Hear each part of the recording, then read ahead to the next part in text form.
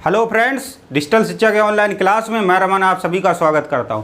पिछली क्लास में हम लोगों ने पढ़ा था जैन धर्म। आज हम लोग बात करेंगे बौद्ध धर्म पर। किस पर? बौद्ध धर्म। बौद्ध धर्म। यहाँ से बहुत प्रश्न बनते हैं। बौद्ध धर्म में किसको पढ़ना है? गौतम बुद्ध को। गौतम बुद्ध, इनको पढ़ेंगे। चलिए स्टार्ट करते हैं।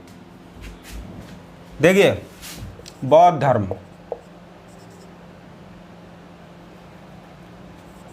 बौद्ध धर्म संस्थापक कौन थे? संस्थापक गौतम बुद्ध।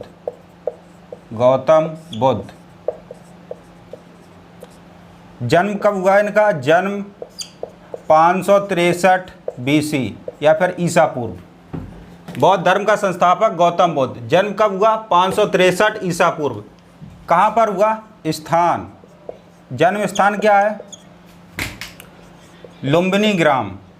लुम्बिनी ग्राम। कपिलवस्तु।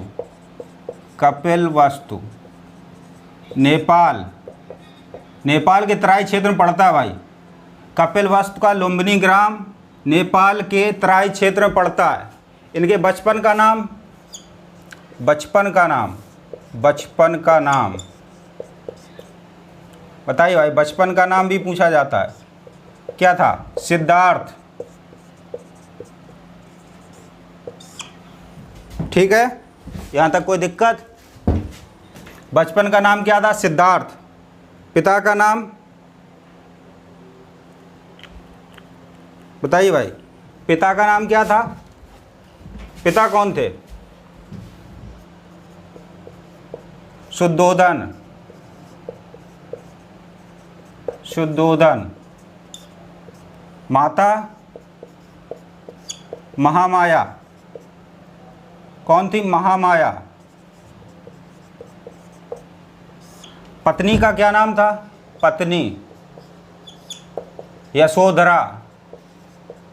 यशोधरा। इसके बाद देखते हैं हम लोग, इनका एक पुत्र भी था। पुत्र, पुत्र का नाम क्या था? राहुल।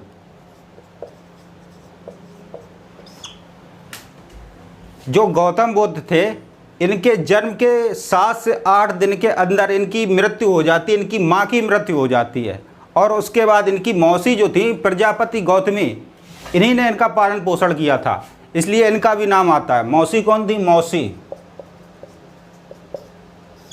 प्रजापति गौतमी। प्रजापति गौतमी। चलिए भाई, यहाँ तक कोई दिक्कत बताइए, फिर हम लोग आगे बढ़ते हैं। बताइए, यहाँ तक कोई दिक्कत?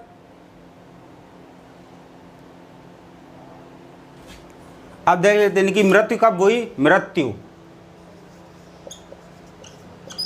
बताइए भाई। मृत्यु 483 BC या फिर ईसा पूर्व, एक ही बात है। कहाँ पर हुई? स्थान कौन सा था? स्थान कुशीनगर। कुशीनगर। कुशीनगर कहाँ पर है? यूपी में। कुशीनगर कहाँ पर है? यूपी में। चलिए अब देख लेते हैं इनकी शिक्षाएं। इन्होंने शिक्षा किससे ग्रहण की? शिक्षा ग्रहण बताइए भाई, किससे शिक्षा ग्रहण की?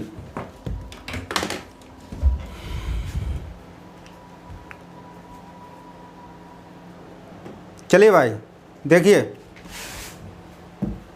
इन्होंने वैदिक धर्म की शिक्षा किससे ग्रहण की? वैदिक धर्म। वैदिक धर्म की शिक्षा बताइए भाई। वैदिक धर्म की शिक्षा किससे ग्रहण की? वैदिक धर्म बताइए। बृहस्पति से। बृहस्पति गुरु। बृहस्पति। योग दर्शन की शिक्षा। योग दर्शन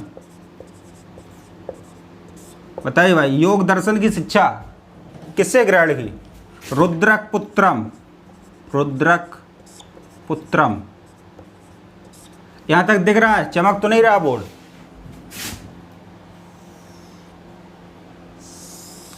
इसके बाद देखते हैं हम लोग महात्मा बुद्ध के संन्यास लेने की बात करते हैं आगे हम लोग, लेकिन इससे पहले इन्होंने 4 दृश्य देखे थे। भाई गृह त्याग संन्यास धारण क्यों किया, उससे पहले इन्होंने 4 दृश्य देखे थे। 4 दृश्य पूछे जाते हैं, कौन से दृश्य देखे इन्होंने? 4 दृश्य बताइए भाई, 4 दृश्य कौन कौन से देखे? देखिए, वृद्ध व्यक्ति,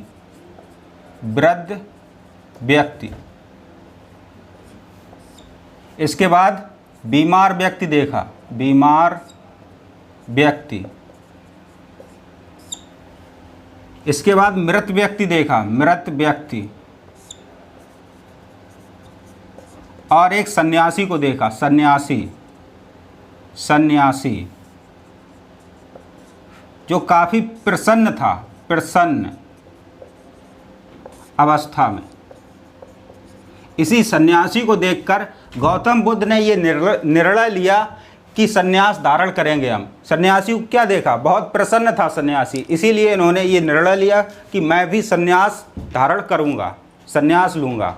ठीक है, अब देखते हैं इनके गृह त्याग की घटना। चलिए भाई कोई दिक्कत, इसको हटा दें, फिर हम लोग बात करते हैं गौतम बुद्ध के गृह त्याग की घटना पर। चलिए हम लोग देखते हैं गृह त्याग। इन्होंने गृह त्याग कब किया? गृह त्याग बताइए भाई, 29 वर्ष की अवस्था में, 29 वर्ष की अवस्था में। यह घटना क्या कहलाई? यह पूछा जाता है कि महात्मा बुद्ध के गृह त्याग की घटना क्या कहलाती है? बताइए भाई, यह घटना क्या कहलाती है? महाभिनिष्क्रमण, महाभिनिष्क्रमण।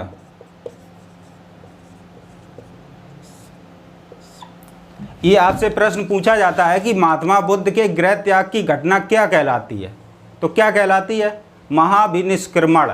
और ये तपस्या के लिए चले गए, कहाँ पर चले गए? बोध गया, बोध गया। तपस्या कहाँ पर की? तपस्या बोध गया। उस समय क्या कहा जाता बोध गया को? उरुबेला, उरुबेला, उरुबेला। कोई दिक्कत? तपस्या के लिए कहाँ जाते हैं? बोध गया, उरुबेला। उस समय बोध गया को क्या कहते थे? उरुबेला। इनके साथ और 5 सन्यासी थे जो तपस्या करने के लिए गए थे। कितने? 5 साथी इनके और थे, 5 साथी। लेकिन इन्होंने कुछ समय बाद तपस्या छोड़ दी, तपस्या करने के लिए। और थे इनके 5 साथी। इन्होंने कुछ समय बाद इन 5 साथियों ने तपस्या छोड़ दी। ठीक है, अब तपस्या करने के 8वें दिन इन्हें ज्ञान की प्राप्ति होती है। किस दिन? 8वें दिन। ज्ञान की प्राप्ति कब होती है? ज्ञान की प्राप्ति 8वें दिन। ज्ञान की प्राप्ति को क्या कहा जाता है बौद्ध धर्म में? संबोधि। क्या कहा जाता है? संबोधि। कोई दिक्कत? बताइए भाई, किसी को कोई तकलीफ है किसी प्रकार की तो कमेंट करके बताइए। बौद्ध धर्म में ज्ञान की प्राप्ति को क्या कहा जाता है? संबोधि। ठीक है, और ज्ञान प्राप्त कहाँ हुआ? बताइए। बोध गया, क्योंकि तपस्या करने कहाँ पर गए थे? बोध गया। और वहीं पर इन्हें क्या ज्ञान प्राप्त हुआ? कहाँ पर? बोध गया में, बोध गया। नदी कौन सी थी? नदी पूछी जाती है कि गौतम बुद्ध को किस नदी के किनारे ज्ञान की प्राप्ति हुई? नदी कौन सी थी? निरंजना नदी। नदी निरंजना, निरंजना नदी। ठीक है, कोई दिक्कत? किस वृक्ष के नीचे? बताइए, किस वृक्ष के नीचे? वृक्ष कौन सा था? पीपल का वृक्ष, पीपल।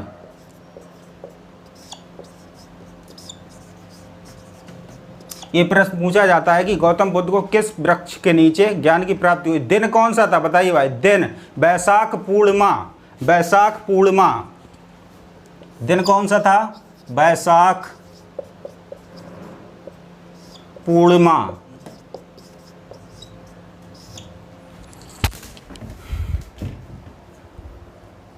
इंक कहाँ है? देखिए भाई, ये ज्ञान प्राप्त के बाद इन्हें क्या कहा गया? ज्ञान प्राप्त के बाद इन्हें क्या कहा गया? शाक्य मुनि। शाक्य मुनि क्या कहा गया? ज्ञान प्राप्त के बाद इन्हें क्या कहा गया? ज्ञान की प्राप्ति कब हुई? 8वें दिन। तब इनकी उम्र क्या थी? 35 वर्ष। ये भी आप लिख लें, पूछा जाता है। क्या पूछा जाता है कि गौतम बुद्ध को कितनी वर्ष की अवस्था में ज्ञान प्राप्ति हुई? कितनी वर्ष में? 35 वर्ष की अवस्था में ज्ञान की प्राप्ति हुई। ठीक है, यहाँ तक कोई दिक्कत? अब देखते हैं, जब इन्हें ज्ञान की प्राप्ति हुई तब इन्होंने उपदेश दिए। यहाँ पर लिख देते हैं, प्रथम उपदेश। प्रथम उपदेश भाई किसे दिया और कहाँ पर दिया? प्रथम उपदेश इन्होंने कहाँ पर दिया और किसे दिया? ये प्रश्न पूछा जाता है, बहुत बार पूछा गया और आगे भी पूछे जाने के चांस हैं। बताइए भाई। उन्हीं 5 ब्राह्मणों को दिया जो इनके साथ तपस्या कर रहे थे। कहाँ पर? ये इनके 5 साथी और थे जो तपस्या छोड़कर चले गए थे। इन्हीं को इन्होंने प्रथम उपदेश दिया। किनको? 5 ब्राह्मणों को। और कहाँ पर दिया? सारनाथ में। सारनाथ कहाँ है? मध्य प्रदेश। प्रथम उपदेश कहाँ पर दिया? सारनाथ। सारनाथ कहाँ है? मध्य प्रदेश में। किसे दिया? 5 ब्राह्मणों को। 5 ब्राह्मण जो इनके साथ तपस्या कर रहे थे लेकिन कुछ समय बाद छोड़कर चले गए थे। ठीक है, प्रथम उपदेश क्या कहलाया? प्रथम उपदेश। प्रथम उपदेश क्या कहलाया? धम्मचक्र प्रवर्तन।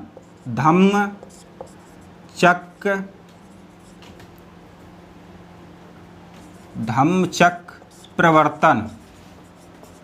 ये देखिए क्या पाली भाषा में है, धम्मचक्र प्रवर्तन। इसे और क्या कह सकते हैं? धर्मचक्र प्रवर्तन। धर्मचक्र परिवर्तन भी कह सकते हैं, परिवर्तन। भाई बौद्धों की भाषा क्या थी? भाषा यहाँ पर लिख लीजिए आप। बौद्धों की भाषा क्या थी? भाषा पाली। और जैनियों की भाषा अर्धमागधी। ध्यान रखना, आप गलत मत कर देना।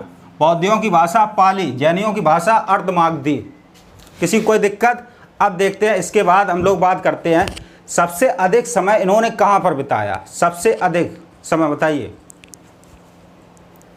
बताइए सबसे अधिक समय गौतम बुद्ध ने कहाँ पर बिताया? श्रावस्ती में। सबसे अधिक समय श्रावस्ती में। सबसे अधिक समय बिताया कहाँ पर? श्रावस्ती में। और सबसे अधिक उपदेश भी कहाँ पर दिए? सबसे अधिक उपदेश, सबसे अधिक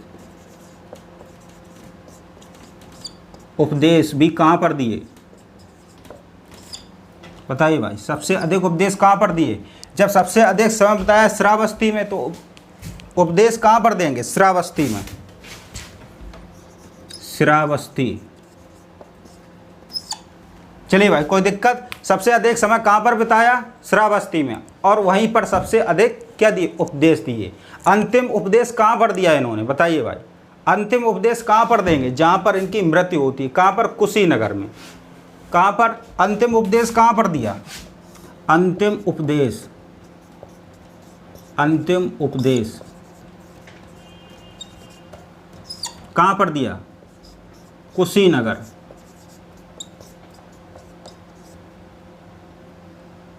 कुशीनगर कहाँ पर है? उत्तर प्रदेश का एक ज़िला है कुशीनगर। ठीक है। और इनकी मृत्यु कहाँ पर हुई? हमने बताया आपको कहाँ पर हुई, बताइए भाई। कुशीनगर में। कहाँ पर? कुशीनगर। मृत्यु कहाँ पर होती है? कुशीनगर में। और उस घटना को क्या कहते हैं? महापरिनिर्वाण। मृत्यु कहाँ पर हुई? यहाँ तक दिख रहा है मृत्यु। बताइए मृत्यु कहाँ पर हुई? कुशीनगर। कुशीनगर। और इनकी इस मृत्यु को, घटना को क्या कहते हैं? महापरिनिर्वाण। इस घटना को क्या कहते हैं? इनकी मृत्यु की घटना को महापरिनिर्वाण। महापरिनिर्वाण। निर्वाण। निर्वाण। आपसे पूछा जाता है कि गौतम बुद्ध की मृत्यु को क्या कहते हैं? महापरिनिर्वाण। देखिए निर्वाण का मतलब क्या होता है? निर्वाण, निर्वाण का मतलब क्या होता है? मोक्ष की प्राप्ति। ठीक है, चलिए हम लोग आगे बात करते हैं। देखिए और प्रश्न पूछा जाता है, इनका एक घोड़ा का क्या नाम था? घोड़ा कौन सा था? घोड़ा बताइए भाई। कत्थक। कत्थक। सारथी कौन था? सारथी। जो घोड़ा चलाता है सारथी का क्या नाम था? चन्ना। चलिए हम लोग आगे बढ़ते हैं, इसको हटाइए। देखिए एक बात कॉमन है कि गौतम बुद्ध का जन्म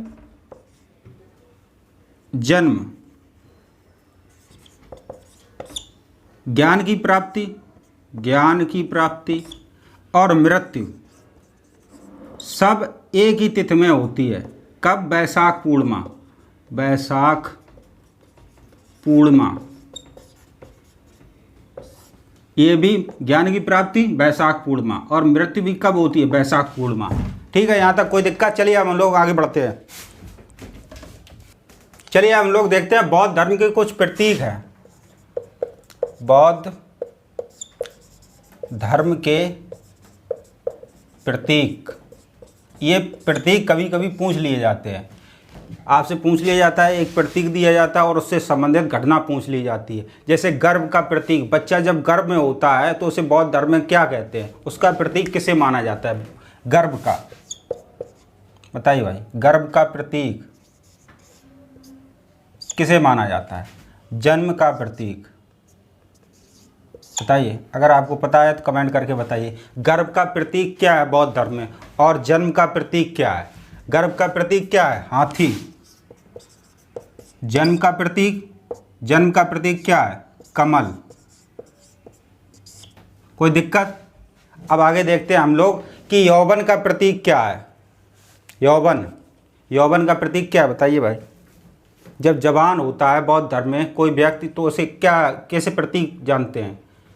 बताइए भाई।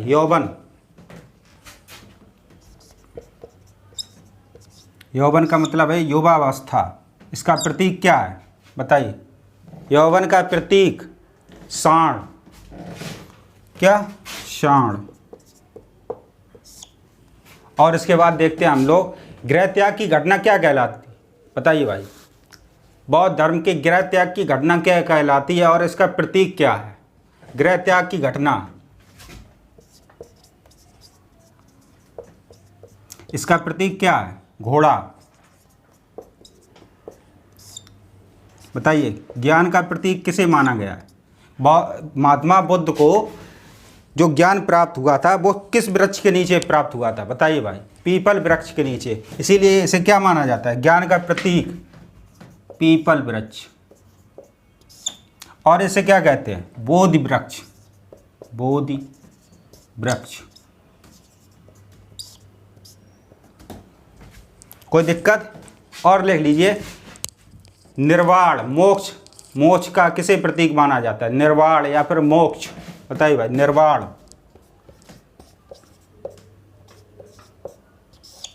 निर्वाण या फिर मोक्ष का प्रतीक किसे माना जाता है? बताइए। पद चिन्ह को। किसको? पद चिन्ह को।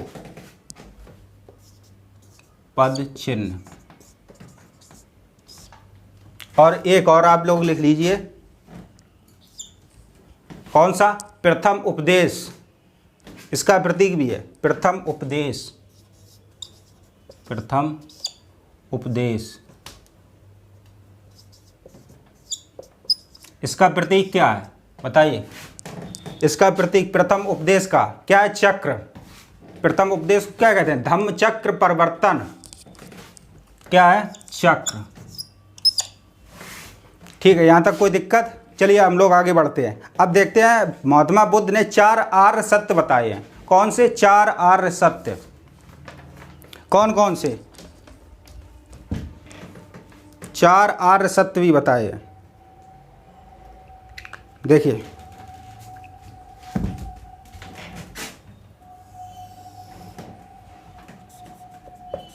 चार आर्य सत्य। कौन कौन से? पहला कौन सा? दुख। महात्मा बुद्ध ने पहला आर्य सत्य क्या बताया? दुख को। उन्होंने ये बताया कि संसार में दुख हर जगह, हर किसी व्यक्ति को क्या है? दुख। और दूसरा, संसार में, इसे लिखना चाहें लिख लीजिए, नहीं तो बहुत इंपॉर्टेंट नहीं, यही आपसे पूछा जाता है कि 4 आर्य सत्य कौन कौन से है। दूसरा कौन सा बताया? दुख समुदाय। दुख समुदाय, दुख समुदाय। दुख समुदाय को क्या कहते हैं? कि इस दुख का कोई ना कोई कारण होगा, उसे क्या कहते हैं? दुख समुदाय। तीसरा दुख निरोध। क्या? दुख निरोध। दुख निरोध यानी दुख का निवारण, उसका हल। अब चौथा है दुख निरोध गामिनी प्रतिपदा। कौन सा है? दुख निरोध गामिनी प्रतिपदा। कौन सा? दुख निरोध गामिनी प्रतिपदा। दुख निरोध गामिनी प्रतिपदा। प्रतिपदा। ये बताएं 4 आर्य सत्य। पहला दुख, दूसरा दुख समुदाय, तीसरा दुख निरोध और चौथा दुख निरोध गामिनी प्रतिपदा। और इसे क्या कहा? इसके निवारण के लिए, हल के लिए अष्टांगिक मार्ग दिए हैं। किसने?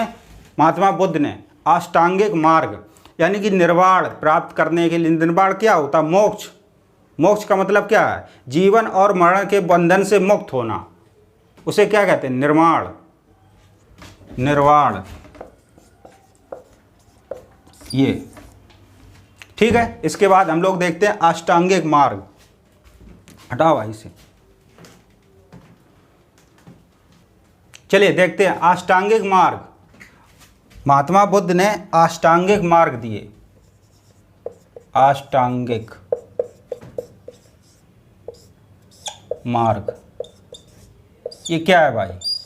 ये मोक्ष या निर्वाण को प्राप्त करने के लिए साधन बताए गए हैं। अष्टांगिक मार्ग को बताया गया किसे? निर्वाण प्राप्त करने के लिए। अब देखिए 8 कौन कौन से हैं बताइए भाई।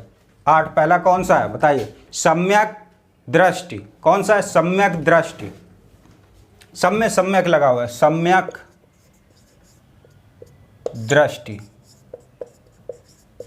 दूसरा सम्यक संकल्प। तीसरा बताइए भाई, तीसरा कौन सा है? पहला कौन सा है? सम्यक दृष्टि, दूसरा सम्यक संकल्प और तीसरा बताइए कौन सा है? सम्यक वाक। सम्यक वाक यानी वाणी। सम्यक वाक, सम्यक वाक। और चौथा सम्यक कर्मांत। पांचवा बताइए भाई, पांचवा सम्यक आजीव। छठा बताइए भाई, छठा कौन सा है? छठा बताइए सम्यक व्यायाम। कौन सा है? सम्यक व्यायाम।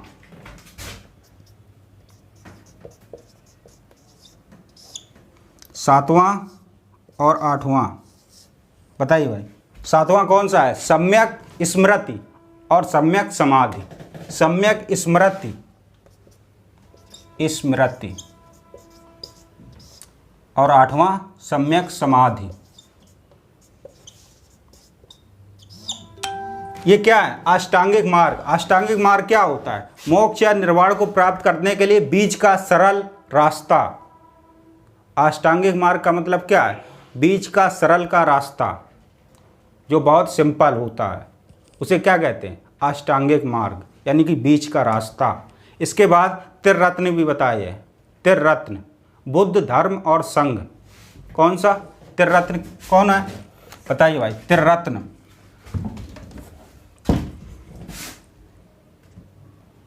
त्रिरत्न कौन कौन से? 1, 2 और 3। बुद्ध, धम्म और संघ। ये पूछे जाते हैं पेपर में कि महात्मा बुद्ध ने कौन से त्रिरत्न बताए? बुद्ध, धम्म और संघ। अब देखते हैं हम लोग बौद्ध संगीत सभाएं या फिर बौद्ध संगीतियाँ। ठीक है, देखिए बौद्ध संगीतियाँ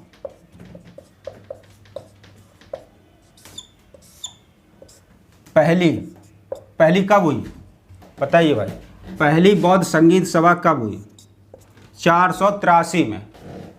कब? 483 BC। कहाँ पर? राजगृह। 483 BC कहाँ पर हुई? राजगृह। राजगृह कहाँ है? बिहार। यहाँ पर एक जगह है सप्तपर्णी गुफा, यहाँ पर ये बौद्ध संगीत हुई। कौन सी? पहली। किसके शासनकाल में? अजातशत्रु के शासनकाल में। अध्यक्ष कौन था? महाकश्यप। किसके शासनकाल में? अजातशत्रु। अजातशत्रु। अध्यक्ष कौन था? अध्यक्ष बताइए, अध्यक्ष कौन था? महाकश्यप। महाकश्यप।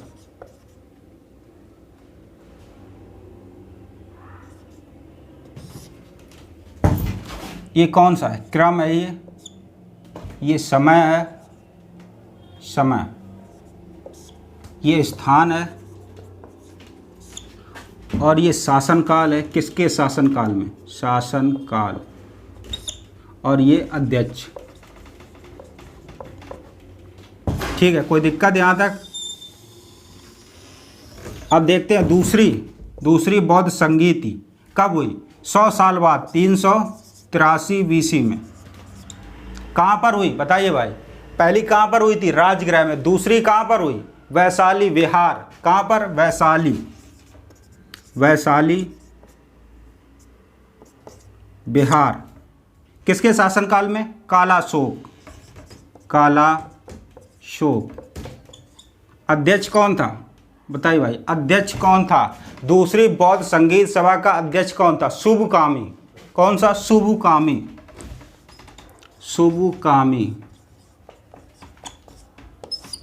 अब देखिए तीसरी बौद्ध संगीत सभा, तीसरी कब हुई? 255 BC। कब हुई? 255 BC में। कहाँ पर? पाटलिपुत्र बिहार। कहाँ पर? पाटलिपुत्र बिहार। पाटलिपुत्र बिहार में। किसके शासनकाल में? अशोक के शासनकाल में। अशोक। अध्यक्ष कौन था? मोगलीपुत्र तिस। कौन था? मोगलीपुत्र तिस।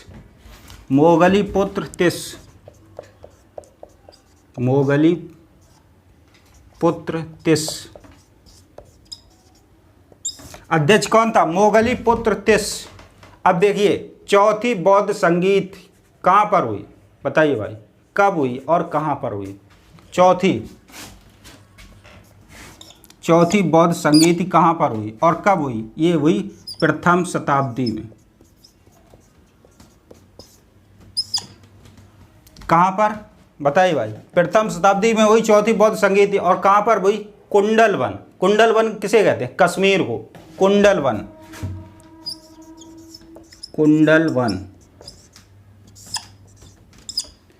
कश्मीर। किसके शासनकाल में? कनिष्क के शासनकाल में। कनिष्क। और अध्यक्ष कौन था बताइए भाई? अध्यक्ष कौन था? वसुमित्र। कौन था अध्यक्ष? वसुमित्र।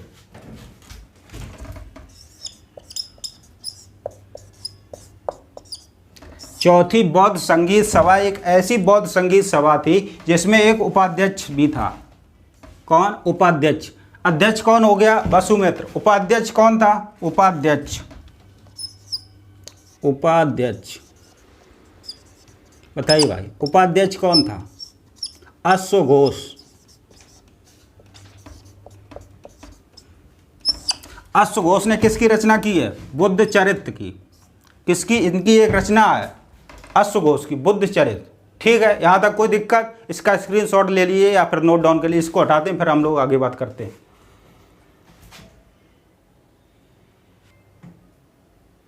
चलिए अब देखते हैं हम लोग कि चौथी बौद्ध संगीत सभा में जो बौद्ध धर्म था वो 2 संप्रदायों में बट गया। कितने संप्रदायों में? 2 संप्रदाय।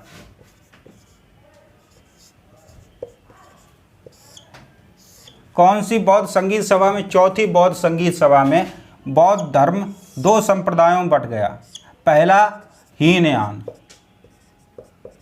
और दूसरा महायान। जैन धर्म किन संप्रदायों में बटा था बताइए भाई? श्वेतांबर और दिगंबर। बौद्ध धर्म हीनयान और महायान। हीनयान में क्या था? हीनयान के जो समर्थक थे, सपोर्टर थे, वो बौद्ध धर्म के पुराने सिद्धांत नियमों को बनाए रखना चाहते थे, या फिर ऐसे कह लें कि जो पुराना बौद्ध धर्म था उसके आदर्शों को बनाए रखना चाहते थे। कौन? हीनयान। आदर्शों को बनाए रखना चाहते थे। ऐसे लिख लीजिए आप, प्राचीन आदर्शों को, प्राचीन आदर्शों को बनाए रखना। ये कोई परिवर्तन करना नहीं चाहते थे। कौन से? हीनयान के जो समर्थक थे, ठीक है। और महायान, यानी कि महायान समय के साथ साथ उसमें धर्म के सिद्धांतों और नियमों में कुछ परिवर्तन करना चाहते थे। परिवर्तन, या फिर ऐसे कह लें नया मार्ग, या फिर परिवर्तन।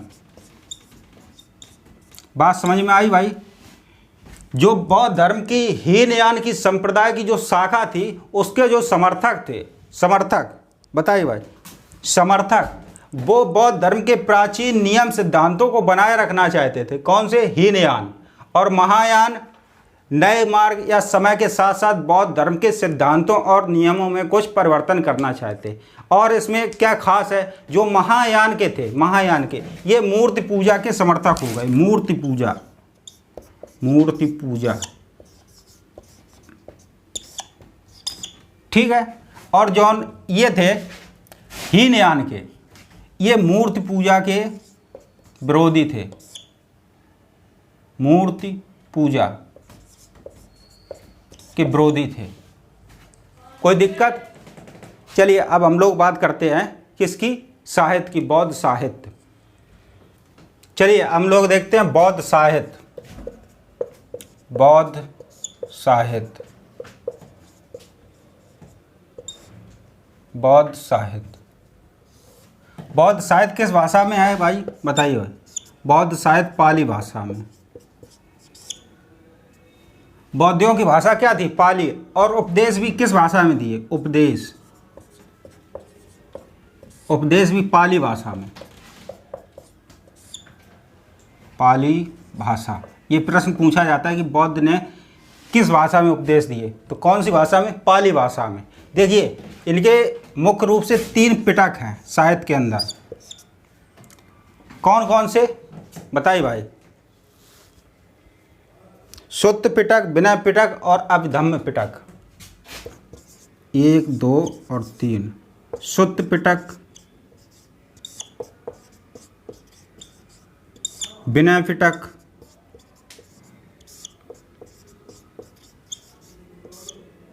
और अभिधम्म पिटक।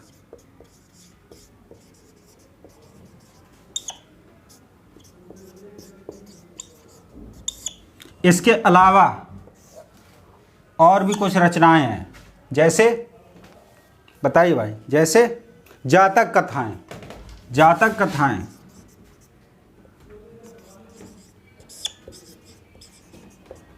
आपसे प्रश्न पूछा जा सकता है कि जातक कथाओं का संबंध किस धर्म से है? तो किससे? बौद्ध धर्म से। इसके अलावा एक रचना और है, कौन सी? मिलिंद पान्हु, मिलिंद पान्हु। ये किसकी है? नागसेन की, नागसेन। इसमें क्या है भाई बताइए? नागसेन और यूनानी शासक मिनेंडर का वार्तालाप किसमें है? मिलिंद पान्हु में। और एक रचना किसकी है बताइए भाई? अश्वघोष की रचना कौन सी है? अश्वघोष, अश्वघोष जो चौथी बौद्ध संगीत में उपाध्यक्ष थे। अश्वघोष, इनकी एक रचना है बुद्ध चरित, बुद्ध चरित। ये किस भाषा में? संस्कृत भाषा में, संस्कृत भाषा में। बताइए कोई दिक्कत? अगर आपको क्लास अच्छी लगी, देखिए बौद्ध धर्म में जो इम्पोर्टेंट था वो हमने आपको बता दिया। अगर प्रश्न आएगा तो इससे बाहर नहीं होगा, इस बात का हमारा वादा है आपसे, ठीक है। अगर आपको क्लास अच्छी लगी तो क्लास को लाइक करें, शेयर करें और कमेंट करें। अगर आप चैनल पर नए हो तो चैनल को सब्सक्राइब करके बेल आइकन प्रेस कर दें।